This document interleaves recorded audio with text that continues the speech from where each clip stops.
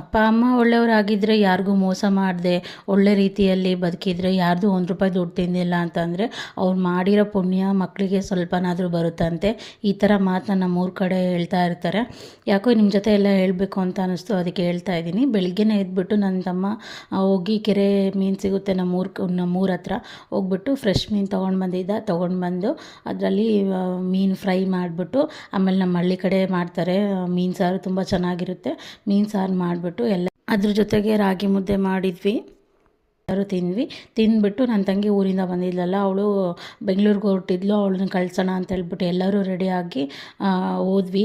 Railway ಸ್ಟೇಷನ್ಗೆ ಹೋಗ್ಬಿಟ್ಟು ಅವ್ರನ್ನ ಕಳಿಸ್ಬಿಟ್ಟು ಹಂಗೆ ಸ್ವಲ್ಪ ಕೆಲಸ ಇತ್ತು, ಮುಗಿಸ್ಕೊಂಡು ಮನೆಗೆ ಬಂದ್ವಿ.